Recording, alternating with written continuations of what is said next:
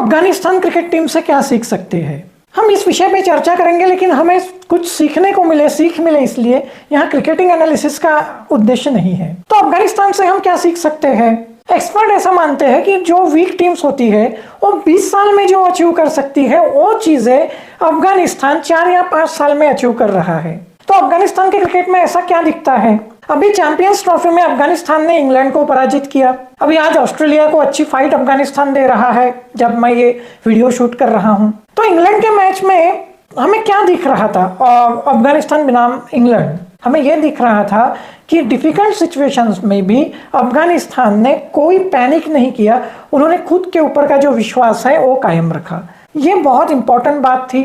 जब वो 30 पे 3 थे, 10 ओवर में 30 रन निकाल के उनके 3 विकेट गिर चुकी थी, वहां से भी उन्होंने खुद पे विश्वास लेके रख के एक पॉजिटिव ब्रांड ऑफ क्रिकेट खेला, वो डरे नहीं कहीं।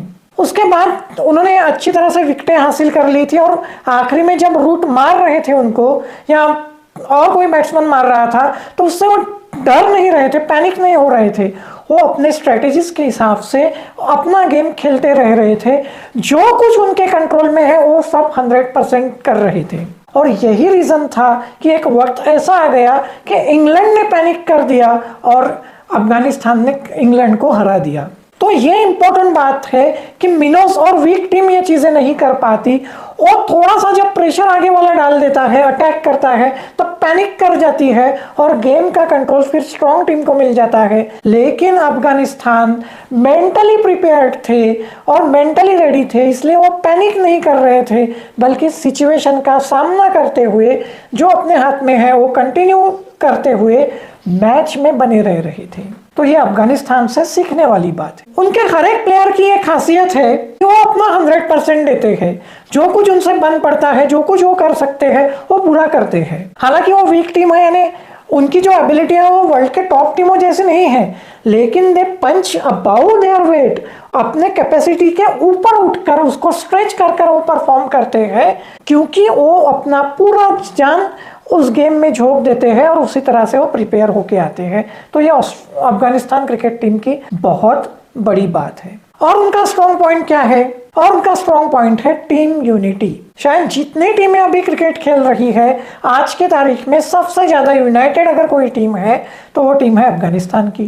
देखो, अफगानिस्तान के क्रिकेटर्स में टैलेंट बहुत है, वो बहुत स्किलफुल है और वर्ल्ड में उनके प्लेयर्स की डिमांड है। जो अलग अलग T20 लीग्स होते हैं वो T20 लीग्स खेलने के लिए पूरे वर्ल्ड में अफगानिस्तान के प्लेयर्स की डिमांड है। उसमें उनमें से 3-4 प्लेयर्स जो है, जैसे राशिद खान है, मोहम्मद नबी है, मुजीब है, ये 3-4 प्लेयर्स ऐसे हैं जो पूरे वर्ल्ड में खेलते हैं, उनको पूरे वर्ल्ड का एक्सपोजर मिलता है। लेकिन जो कैप्टनशिप है वो कोई अलग करता है। जो वर्ल्ड T20 खेल रहा है वो नहीं कर रहा है, बल्कि शाहिद शायद कैप्टनशिप कर रहा है। वो जो कैप्टन है वो उनका हमेशा देखिए, आज का नहीं हमेशा का देखिए कि ये जो एक्सपोजर मिले हुए लाइमलाइट में जो प्लेयर्स है वो उनके प्लेयर जो है वो कैप्टन नहीं रहते, बल्कि जो प्लेयर लाइमलाइट में नहीं रहते वो प्लेयर्स कैप्टन में रहते हैं, ताकि टीम की यूनिटी बनी रहे और टीम में किसी को ऐसा ना लगे कि सिर्फ जिनके पास ज़्यादा पैसा आ रहा है वर्ल्ड में से या जिनको ज़्यादा लाइमलाइट मिल रही है बस उनको ही टीम में ज़्यादा स्पेस मिल रहा है। इसलिए शायद उनका जो कैप्टन होता है वो अलग होता है और ये उस टीम की बहुत अच्छी निशानी है। उनकी सिचुएशन भी ऐसे है उनके कंट्री में कि उनके पास इंफ्रास्ट्रक्चर नहीं है खुद का क्रिकेट खेलने के लिए, खुद की किट तक नहीं है, और खुद को मैनेज कैसे वैसे कर लेते हैं। उनके देश के बाहर वो अपने ग्राउंड्स ढूंढ लेते हैं प्रैक्टिस के लिए, खेलने के लिए।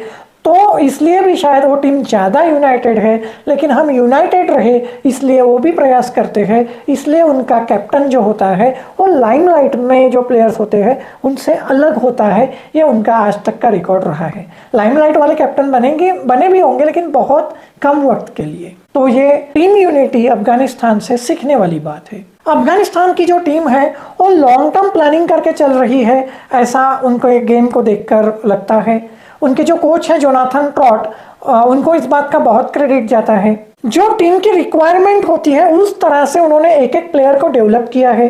हर एक प्लेयर के जो हैं वो अपने रोल्स हैं और उन रोल को प्ले करने के लिए अफगानिस्तान में जो अवेलेबल टैलेंट है उनमें से चुनकर उन्होंने रिस्पॉन्सिबिलिटी देते हुए डेवलप किया है, ये नज़र आता है। इसलिए उनके ओपनर्स का खेलने का तरीका एक ढंग है उसका, फिर मिडल ऑर्डर में दिखता है और उनके जो स्ट्रॉन्ग पॉइंट है उसको कैसे इस्तेमाल करना है, कहाँ कैसे इस्तेमाल किया जा सकता है, ये सोच के वो आते हैं। उनका प्लानिंग बहुत सटीक रहता है। अब इंग्लैंड वाले मैच को ही ले लीजिए, जब ग्राउंड में ओस आती है, ड्यू आती है, तो ग्राउंड गीला हो जाता है, शाम के समय में ओस आती है और इसलिए जब गेंद जमीन पे लगकर बाउंड्री जाती है या फील्डर के हाथ में जाती है, जमीन को लगती है तो गीली हो जाती है और बॉल को ग्रिप करना इम्पॉसिबल हो जाता है। तो इन प्लेयर्स ने क्या किया कि बाल्टी में पानी भरा, उसमें गेंद डुबोया और फिर गीली गेंद से स्पिन करने की, गेंद को कंट्रोल करने की प्रैक्टिस की। तो मैच कंडीशंस के लिए ये प्लेयर बहुत अच्छी तरह से प्रिपेयर थे और इसलिए वो जीत के लिए खेल रहे थे। They were playing to win, they were not playing as a weak team but they were playing as a strong team. उनकी जो सोच थी वो स्ट्रॉन्ग टीम की तरह थी। उनको उनकी लिमिटेशंस पता थी, लेकिन जो उनकी स्ट्रेंथ थी वो एक स्ट्रॉन्ग टीम की तरह यूज कर रहे थे। ये उनकी एक बड़ी बात थी। देखो, अफगानिस्तान एक फियरलेस क्रिकेट खेल रहा है। जैसे कि हमने अभी देखा कि वो वेल प्रिपेयर्ड होते हैं और वेल प्रिपेयर्ड लोग ही फियरलेस क्रिकेट या फियरलेस गेम कोई भी खेल सकते हैं। वो चैलेंज लेते हैं, उन्हें पता होता है कि ये हमसे बड़ी टीम होती है और वो ये तय करके आते हैं कि हम कम से कम मिस्टेक्स करेंगे और उनका सिंपल कैलकुलेशन होता है कि जो टीम कम मिस्टेक्स करेंगी वो टीम आखिर में जीत जाएगी। वो अपने स्ट्रेटेजीज के हिसाब से खेलते हैं। अब जैसे हमने देखा जब अफगानिस्तान और इंग्लैंड का मैच चल रहा था, वो 10 ओवर में 30 पे 3 थे, लेकिन उन्होंने अपने ऊपर फेथ रखा। जो शॉट्स उनको खेलते आते थे वो खेले, सिचुएशन के हिसाब से खेले, खुद के ऊपर विश्वास रख के खेले। डिफिकल्ट सिचुएशन में थे लेकिन वो फील्डिंग अच्छी कर सकते थे, उन्होंने की। सिर्फ एक कैच उनका ड्रॉप हुआ लेकिन वो बहुत डिफिकल्ट कैच था और 1 या 2 रन उन्होंने मिस फील्डिंग की वजह से इंग्लैंड को दिए और यही उनका रीजन था कि वो जीत पाए। जैसे हमने पहली पॉइंट में ये बात देखी थी। आज भी ऑस्ट्रेलिया के खिलाफ उनके जल्दी 2 विकेट गिर गए अफगानिस्तान और ऑस्ट्रेलिया के मैच में, लेकिन वहां से उन्होंने खुद पे भरोसा रख के पेशेंस से दिमाग शांत रखते हुए गेम को आगे बढ़ाया और 30 ओवर्स में वो अच्छे सिचुएशन में आ चुके थे। अभी आगे क्या होने वाला है ये तो पता नहीं, लेकिन वो खुद के ऊपर भरोसा रखते हुए, खुद के स्ट्रेंथ को बैक करते हुए, खुद के स्ट्रेटेजीज के हिसाब से क्रिकेट खेल रहे हैं। इसका मतलब वो बिल्कुल अटैक कर रहे हैं ऐसा नहीं है, वो पॉजिटिव क्रिकेट खेल रहे हैं। खुद पे ऊपर भरोसा रखते हुए क्रिकेट खेल रहे हैं। उन्हें पता है कि उनके वीकनेसेस क्या है, उन्हें पता है कि उनके स्ट्रॉन्ग पॉइंट्स क्या है और अपने वीकनेस और स्ट्रॉन्ग पॉइंट पे पूरा भरोसा रखते हुए वो खेल रहे हैं। जो वीकनेसेस हैं उनको साइड में रख के और वो गेम में कम से कम आए इसका ध्यान रख रहे हैं। अगर उनके वीकनेस में एक अपोनेंट अटैक कर रहा है तो उस अटैक से वो खुद को प्रभावित नहीं होने दे रहे हैं और खुद के स्ट्रेंथ का बाद में, क्योंकि वो वीकनेस में जब यूटिलाइज भी करता है ओपोनेंट तो भी पैनिक नहीं है। इसलिए जब उनका वक्त आता है तब अपने वक्त पे वो स्ट्रेंथ का बहुत अच्छे से इस्तेमाल कर रहे हैं और ये रीज़न है कि अफगानिस्तान इतना सक्सेस हो रहा है। तो ये रीज़न है दोस्तों कि अफगानिस्तान की टीम एक अच्छी टीम बनकर उभर रही है। इनसे हम भी सीख सकते हैं और हमें भी सीखना चाहिए। तो इस वीडियो में हम यहीं रुकते हैं। धन्यवाद।